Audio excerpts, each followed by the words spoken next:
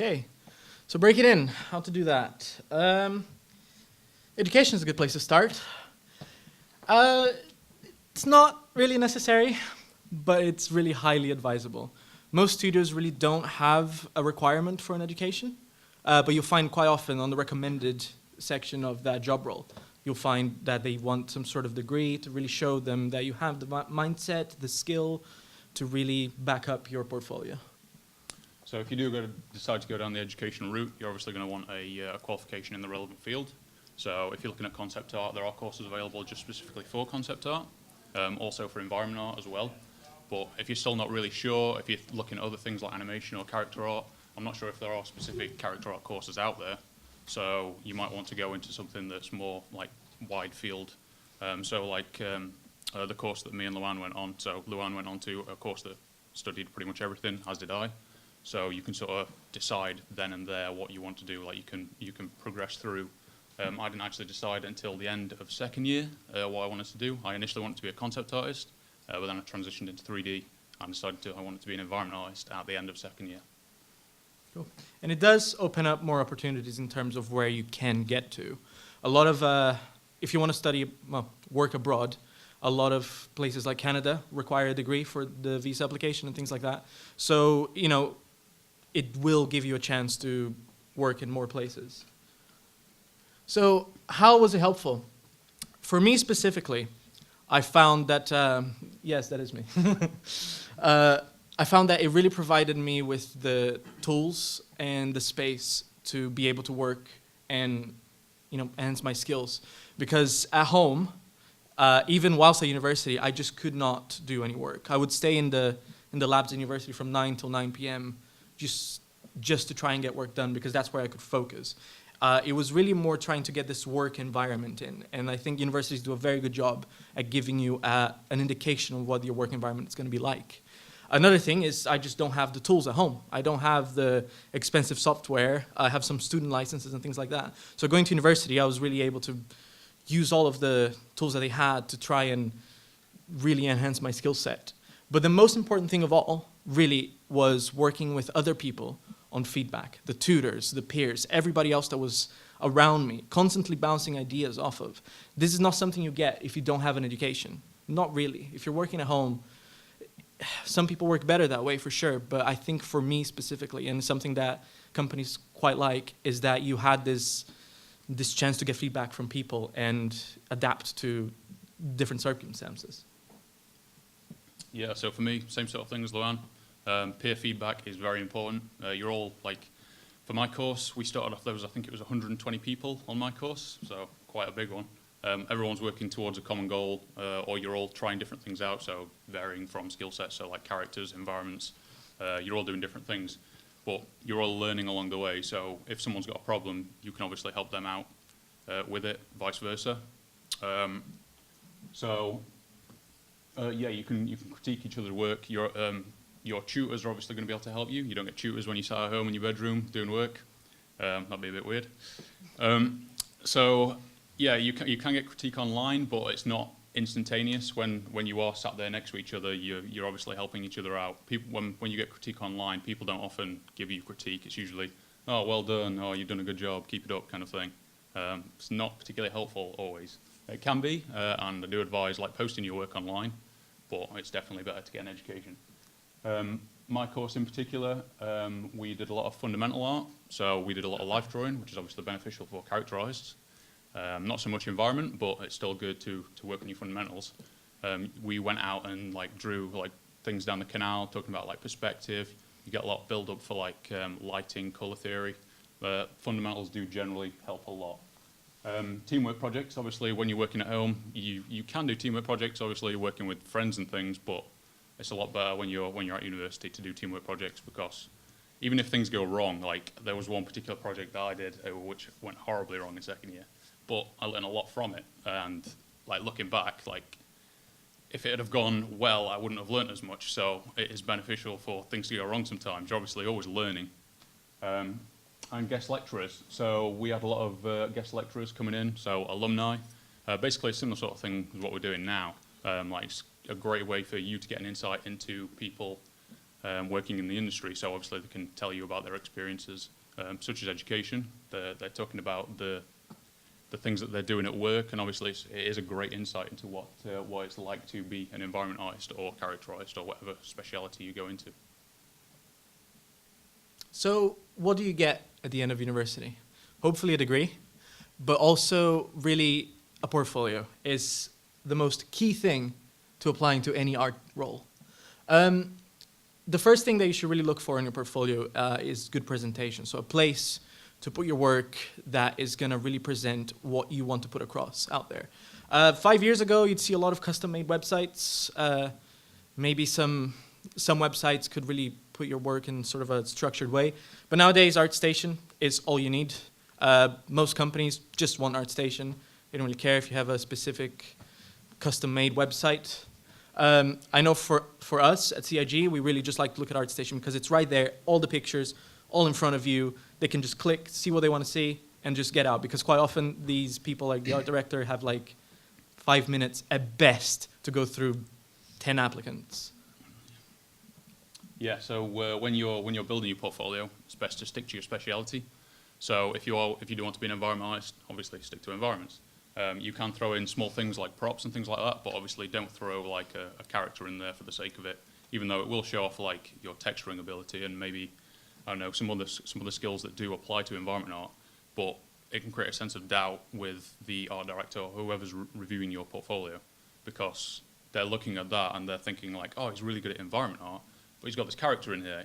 Does he actually want to be an environment artist? And like so, creates a little bit of doubt with whoever's reviewing your portfolio, which is obviously never good. Along with sticking to your speciality, so like character, environment, whatever you want to do, stick to that. Tailor your style as well.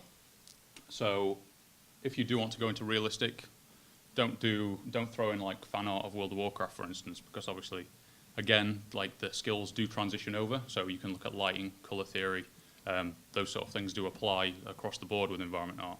But if you want to go into realistic things, stick to all realistic as a general rule.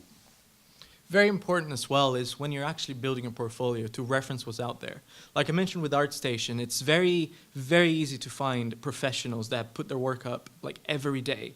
You can see the level of quality that you're aiming towards. So try and replicate that quality. Do some practice pieces that almost imitate that one-to-one. Obviously, don't put that on your portfolio. Then take what you've learned there and make your own piece. But it's out there. Look at that and try and learn something from it. And very important as well is that less is more. Have 2 to 3 pieces in your portfolio, no more than that. Just enough to show your skill sets. Because if you have too much, it's going to detract from the overall quality of what you're actually trying to present. So if you're an environment artist, have a couple of environment pieces and maybe a material or maybe one prop that shows you can LOD really well, or just show the ability overall with just a very concise, small amount of really high quality pieces. Also, just going back onto the less is more thing. Obviously, if you've got a lot of pieces within your portfolio, it's going to span a long range of time. So you might have spent 2 years from the first piece up to now. So if you stick to like 2 or 3 pieces, they might be more of a close-knit sort of thing. So obviously, if you start with a piece from 2 years ago and then you've got a piece from now, the quality is obviously going to change and diminish. So the person reviewing your portfolio will obviously look at the worst piece, and that's pretty much what they're going to base it off. Because obviously, if you think that's worthy of your portfolio, you think that's good, that's not a good thing to have in your portfolio if it's not a good piece of work. If you have doubts about something, then it probably shouldn't be in your portfolio. Yeah. So along with tailoring your style and sticking to your speciality, define your content as well. So if you do want to work for us, for instance, at CIG, Foundry 42, throw some space stuff in there, obviously. You don't have to. I didn't actually have any space stuff in my portfolio when I applied, and obviously I still got the job.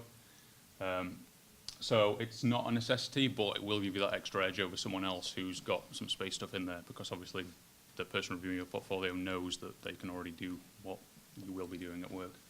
Yeah, research the company's games as well. So obviously look at what they're working on, like the previous talk. She said that they're working on multiple titles at once. Obviously, there's going to be roles available for each one of those games. So look at what you will potentially be working on. So if you want to work for Ubisoft, for instance, they worked on The Division, you know that you're going to be applying for an environment art role working on The Division. You want to throw some realistic environments, maybe alleyways, things like that, that will show off that you can work to that game. Now, what are they currently working on at Ubisoft? I don't think we're allowed to say. I don't know. Well, another example, CD Projekt Red, they worked on The Witcher. Throw some stuff in there that is relevant to The Witcher if you know you're going to be working on that game. But now they're working on Cyberpunk 2077, completely opposite ends of the spectrum. So tailor to what you think you're going to be working on. And obviously show breakdowns of work. There's a lot of work online that doesn't show off how they've made it, show off the wireframe, show off texture sheets, things like that, show that you can work to game specifications. Because obviously you will be working on a game. There's no point having a, I don't know, 10 million try character in your portfolio, for instance, because obviously that won't run in game. Yeah, so definitely show breakdowns and show that you can show off that you know how games work and tailor to that. If you want to be an environment artist, you don't always have to throw in large-scale environments because they can take a while. If you do want to work for us, for instance, and you've already got a nice portfolio set up, but you want to throw something in there that is sci-fi, you could do like a small prop like this, which won't take long at all, but it shows if you can do sci-fi, it shows if your texturing skills. So small assets definitely are a big help as well. Yeah, back to breakdowns. So yeah, show off texture sheets. These are a couple of assets that I threw into my FMP. So I've got like try counts, which looking at this now, it's completely rubbish. Don't judge me on this. This was a while ago. But yeah, try counts, wireframes, texture sheets, this sort of thing is perfect for showing off what you can do. So one quite important thing when building your portfolio is to be inspired. Appreciate what you're doing. If you, like me, I really, really like sci-fi. So a lot of my pieces were very tailored towards sci-fi. I was showing the things I really liked about sci-fi. My final major project at university wasn't specifically a sci-fi piece, but it was my bedroom set in the background of like 70s, the decade of the 70s. And even then, that was such a key moment for the sci-fi genre with Star Wars and things like that coming out. I just plastered that love of Star Wars that I have all over the room. I just tried to show something that I really like, and I tried to put that in a piece. Another really important thing is that try to be memorable. Things that are more interesting to look at will give you more of an identity. So for example here, these are two very good pieces by two very good artists. But the thing is, that turtle with the little like civilization on top and the little boats, and you can see underneath, that is something that you're going to look at, and you're going to remember that person's name because it's something really interesting. Whereas that very high quality AK-47 is really well made, but there are so many of those out there. No one really is going to look at that and remember you by it. But even with something like that, you can still try and be creative. You can still make an AK-47 if you want to, but try and maybe put some storytelling in there. Maybe put a really interesting paint job. Maybe put a bunch of random attachments. Maybe this is a really old AK that someone attached another gun to or merged with another gun. Try to be inspired by something more creative and something more interesting. Another example with being generic is sci-fi corridors. Don't have those in your portfolio, or substance balls with all the textures. It's something that you see on so many people's portfolio. So try and, that's not to say you can't do it, but just try to take it somewhere creative. Try to do something with it that's actually gonna attract some attention, and people are gonna look at it and go, oh, that's that guy that did that thing. But at the end of the day, quality does win. So if these two pieces, if the turtle, for example, wasn't a very good piece, but you had that really high quality AK there, go with the AK because that's your high quality piece. If you can't pull off something creative to the skill level that you can do something a little more generic with, then maybe the generic piece should win. So quality does win over creativity. So here's a couple of pieces from my portfolio. This was done like a year and a half ago, I believe, at the beginning of my third year. So this particular project was a 3U project, I think, and I used this particular piece to learn Substance Painter. So never used it before, always textured in Photoshop. So when you are building pieces, try and learn something from them. Use them to learn a new piece of software, or incorporate some processes in there that you don't necessarily know that you're gonna learn from. So back to the point I made earlier of small projects are important. Environments are built up, obviously, of props. So showing that you can do props to a high quality, not necessarily to this quality, because this is quite old and not very good. Yeah, show off that you can do props to a high quality, because like I say, environments are built up from loads of different assets. So having small assets, even in an environment artist portfolio, is good to show. So yeah, like I say, show off software skills. Like I say, I use this to learn Substance Painter. I've done other stuff since then, which will be of better quality, but at the time, this was really good for what I was doing. So throw that in there and show off and mention that you can do Substance Painter. Show off that you can do ZBrush. Like I say, use projects to learn things. So do just little dioramas, if anything, just to show off that you can use ZBrush, or I don't know, do materials like Luan's done to show off that you can do Substance Designer. And back to the point of breakdowns. Throw breakdowns on everything. That's what you need. Like, you need to show off that you can work to game specifications. Again, wireframe and texture sheets. All right, and then this was my FMP. This was quite a large-scale environment.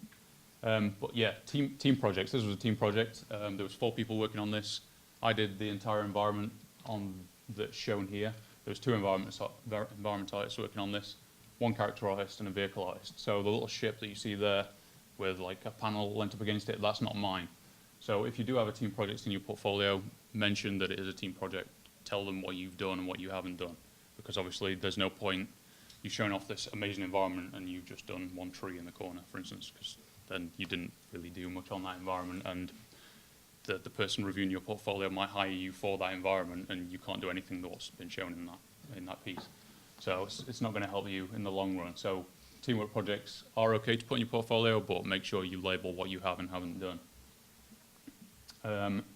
So yeah, scale. Like this environment was way too big when I initially started. I scaled it down 3, maybe 4 times during the project. And even the finished project should have been maybe a 1/5 of the size of what it ended up being. So you don't need to do massive scale environments. Like, I know the temptation of, oh, I'm going to build this little thing, and then, oh, wait, no, I'll just add this bit to the side, and then I'll make it a bit taller and have these buildings and this. And it ends up being huge, and you just spread yourself way too thin. Do small little dioramas, small little things that you can really get nitty-gritty details in there and show off that you can do high-quality stuff. So yeah, I think I spread myself way too thin with this. I should have done it a lot smaller. And yeah, breakdowns. Breakdowns don't always have to be texture sheets and wireframes. You can show off engine things like this. This was a material I made for the floor, I believe, over there. Yeah, have this sort of stuff in, because you will be working in a game engine. So technical things, you're not necessarily applying for a technical art role, but the more you know about game engines and building materials and all that sort of stuff will help you. Because you will be using it, even though you're not a technical artist. So with my portfolio, a lot of the same things were learned. Reassessing the scope, like Carl did his scaled it down 4 or 5 times. I scaled mine down just as many. At first, well, at very first, it was supposed to be an Aztec temple. That didn't pan out. Then it was going to be a whole house. And then it was going to be just a kitchen, and then it was going to be just a court, and then eventually I settled on a bedroom, and then the bedroom ended up being smaller and smaller and smaller and smaller and smaller, and even then, I think I didn't go small enough. So always reassess the scope, because you only have so much time to work on something. In my case, it was 3 months maybe, but you got to do something to the highest quality you can, and if you just spread yourself too thin, everything will be detracted from the overall quality. Focus on areas of interest. Overall, if you just look at the environment, there's always one little corner that something interesting is going on. So if you go over there where you got the computer and the little like soldering iron, so you can see the little bits of storytelling. You can see what people were doing there. If you move over to this other corner of the room, you can see what the person was reading, what the person was writing, what time it was. You can just see little bits of life. So try and pick little areas of interest within your environment and try and do something there that will attract your attention. So almost like if you're playing a game and you've got like a door there and the game designers put the door bright red so you know that you got to go there. So it's just these little things to sort of attract your art director to see that little situation, be like, oh, what's going on there? I know for a fact that's what happened when I went to my interview in Foundry too. So a couple of other things as an environment artist. Spend time learning the larger aspects of this discipline. So lighting is absolutely the most important thing in any environment, along with materials. Very good lighting and very good materials can hide bad assets, where bad lighting and bad materials cannot hide that in the same way. So, you know, spend time learning these things that will only boost your work further. Lighting, for a fact, was one of the things that I was very interested in, and I know I didn't spend, even though I spent a large majority of the time on lighting in that piece, not enough to really show off the quality when my art director started asking about the lighting, and I just started stumbling all over the place. But yeah, so time management gets you a very long way. Make sure that you schedule yourself. Make sure you're hitting your deliverables in time. Make sure that if you plan something for 2 weeks, you have an extra week of buffer space just to make sure that if you didn't quite hit that target, you have a little bit of space just to finish something. You know, just get really good at scheduling yourself, because once you get into the industry, you're going to be scheduling a lot more things, and it's going to get difficult when you don't really know exactly how long something should take, and you tell your lead that, yeah, 2 weeks, no worries, and actually that will take 5 weeks. So say 5 weeks and do it in 2 weeks rather than 2 weeks and then ask for more time. But you know, your interests are going to change. I know when I started, I had no clue what the hell I wanted to do.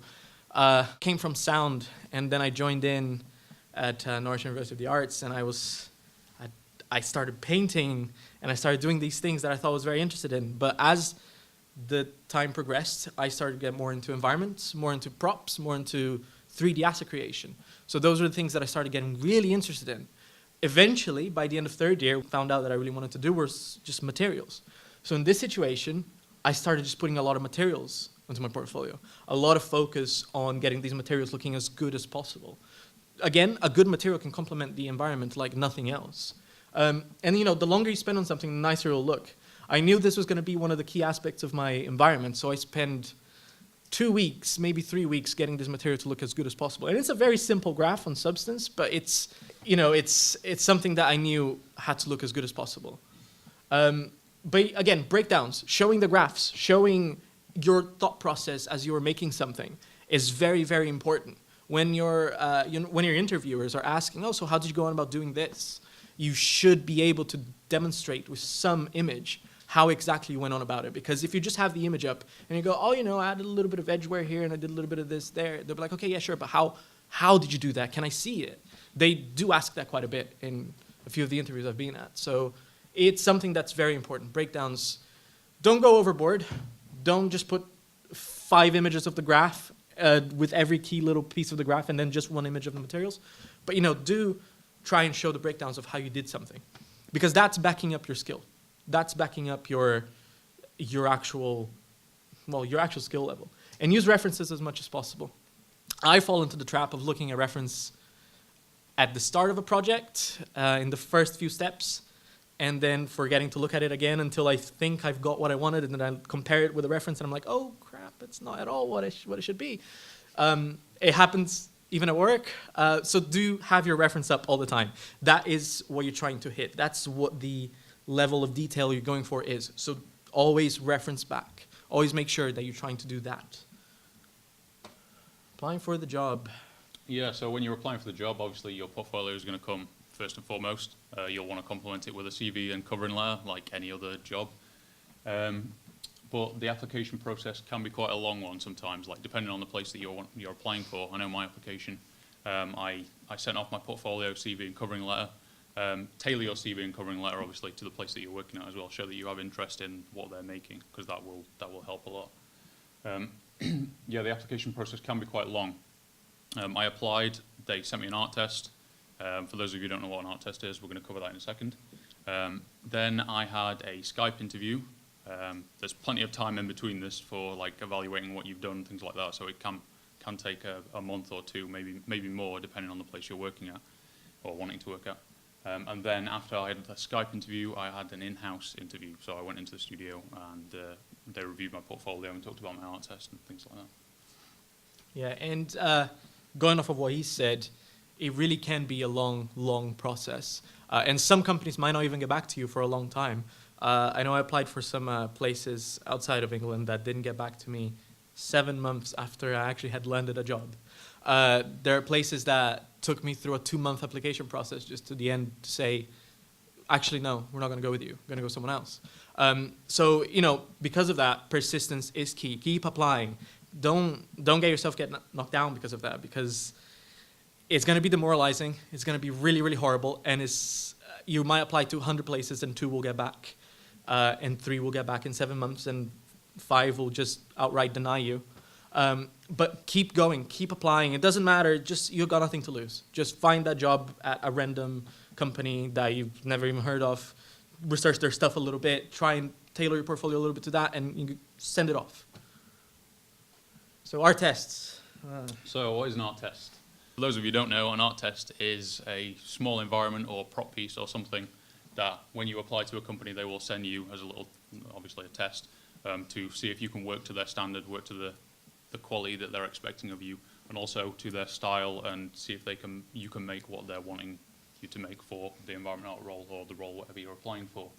So again, persistence is still key here. One of the most important things, I was discussing this presentation with my art director and my lead when we were discussing what we should have on it in terms of art tests. And they said the most important thing, and it happened to all of us, it happens to a lot of artists, is that they'll do an art test, they'll think it's really good, they'll send it off, and it might very well be good, but someone else will take the job, or the application just won't reach its conclusion. And that is the most demoralizing thing in the damn world. So, find a way to pick yourself back up from that, because it's key to just find the steam to keep applying to places and getting the art test. Because I know I had some pretty tough situations where the art test failed and I just did not want to do any work. So keep at it. Keep trying to do more art tests. Keep doing art. If you can't get a job, fine, just do some personal art.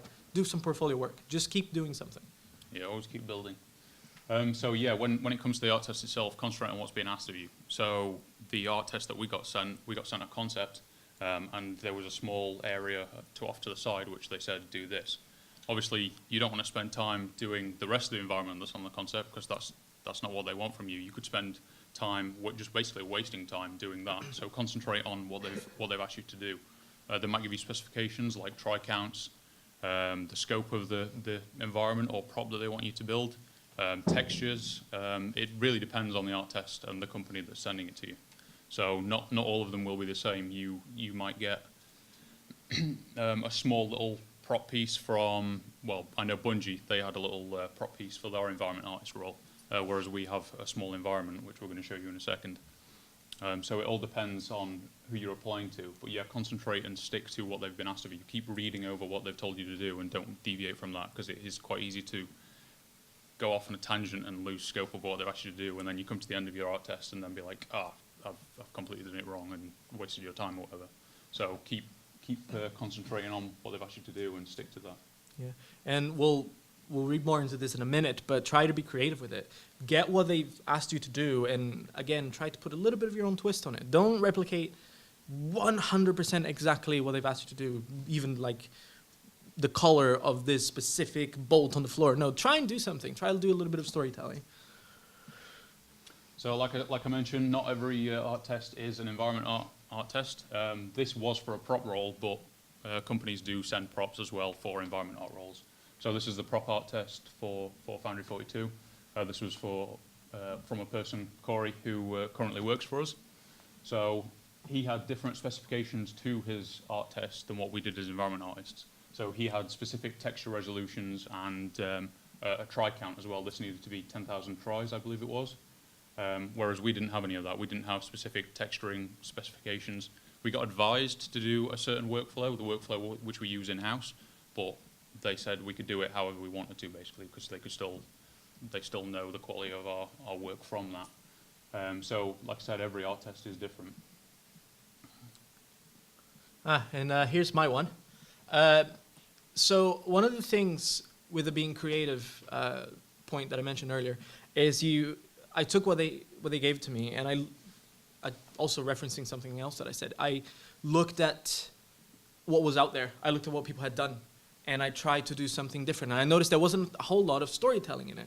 And I didn't have much time to incorporate this in, but these are sort of, actually it's hotly debated what the hell this is, but it's, I took them as little coolant units. And the way I saw it, one of them was maybe out of order, and it was in the middle of being fixed. So I popped it up, and it had these like hot coils inside, and you know, you could see little tools on the floor and stuff. And I know for a fact lighting was the weakest part of my art test.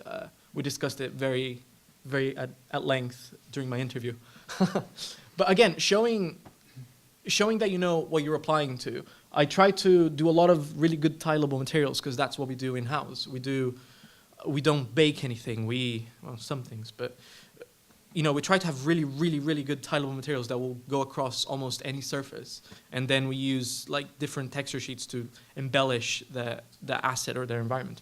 And that's what I try to do. That metal is very tileable. It tiled pretty well, actually. But yeah, and show the breakdown. Show your triangle count. Show your maps. Show your little wireframes, and show little different shots of the environment. You know, but again, stick to what they've asked you to do and just put your own little flair on it. Yeah, so here's my art test. As Luan decided to try and add more story elements into his environment, I decided to stick to more of a quality.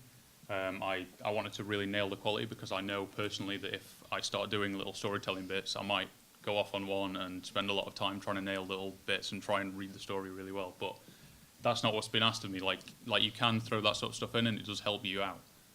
But I decided to stick more to the quality more than anything.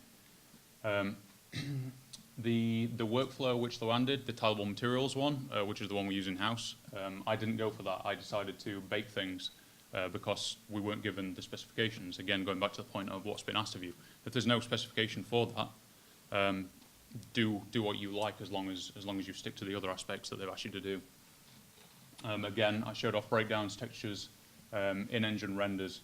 I spent a bit more time on lighting, because I know I'm not particularly good at lighting either. So I made sure to spend a bit of time at the end to try and nail that. And I think it came off pretty well, actually. And here's a few other of our co-workers.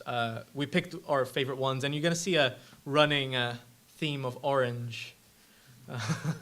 But yeah, so again, you know, focus on lighting, focus on good materials. Yeah, did you have anything else to add to that? Yeah, yeah. So notice that there's a lot of different styles here. Like an art test is a chance to be a bit more creative with your work. You're not always going to see what other people have done for their art tests, because not everyone posts theirs online. Yeah, we have a lot on. Well, on we our have section. a new art test coming, so that this Hopefully. Yeah, so you can sort of look and reference other people's work and try and influence your work from that. But there will be a lot of art styles coming from the art tests that are flowing in. Just try and put your little spin on it. So these bottom two, UC and Ainsley, were environment artists at our previous studio. So they went in coming in as regular environment artists, whereas I'm not sure about Jimmy. Jimmy worked at DICE, Ainsley was a splash damage, UC was a Yeah. Crytek, Ian I have no clue because he's in the ship team. Yeah. So the art test is also the same art test across the board for all art roles. So we came in as juniors. So the art test is the same as you would get for a regular environment art position, and I assume it's the same for senior as well. Yeah. But you can see the mix of styles is quite drastic. There's some very industrial stuff, some very more plasticky looking things there, some very classic sci-fi, very atmospheric stuff there, yeah. Which is probably why he's in ships. But yeah, like I said, be persistent. It's so important that you keep doing the work that you love to do. It's so important that at the end of the day, after the many unsuccessful attempts at getting a job, you just find, okay, maybe take a week off to relax, play a game, but find the time to pick yourself back up and just keep doing the work, because at the end of the day, this is what you love to do, so do it. Working in the industry. So we're going to cover a little bit about what it's like actually working in a AAA studio. We can't really talk too much about it, so we tried to ram as much as we could in here. But one of the most important things, and it goes back to why we think university is important, is that you should be quite open-minded. You should try and take feedback. It might be feedback that you don't like. Someone might say, oh, maybe you should do this, and you really disagree, but you know what, maybe it's for the better that you do this. Maybe take their feedback, assess it, and see how you can take some of those aspects and take your work further. Your tutors will be very good for that. Much like my seniors, I'm constantly asking my leads and seniors, like, oh, how about this material? How does it look? Should we take it into more of this direction or this direction? You know, be open-minded and try new things. On top of that, you might get asked to do things that you've never done before. Like, I got asked to do some very organic assets early on that I'm not very much of a organic asset person. So, you know, I took that and I was like, you know what? I'm going to jump into ZBrush and I'm just going to sculpt the hell out of this thing and it's going to look great. And I just kept going at it until I finally picked up the quality that I wanted to get. So don't deny something. You know, don't not use 3ds, and I know I'm like this. Don't not use 3ds Max because you don't like it. You know, if you gotta use it, you gotta use it. So go for it. Just don't stress about it. Just do what is asked of you and try and be cool about it. I mean, I think this is one of the most key things when it actually comes into working in a team. Yeah. Yeah, so obviously, because you're working in a team, back to the teamwork projects that you get at university, which will help you, because obviously you're working in a studio-based environment, so you will be working through different disciplines. So you'll be working with lighting, and you'll be working with design to make your environment be the best it can be. It's not just about making the environment look good. Everyone has their different roles to play, so design will obviously want playability for the character and the player to play through and have enjoyment from that. The art team will obviously want the environment to look good, and then lighting is all about mood and atmospherics. So you've got to find a middle ground, and often while you're doing that, there will be bits that you've worked on which you might really like, but if design come in and say, oh, we can't have that, and you've got to scrap it out, that's it. If you can't have it, you can't have it. Don't be precious about your work.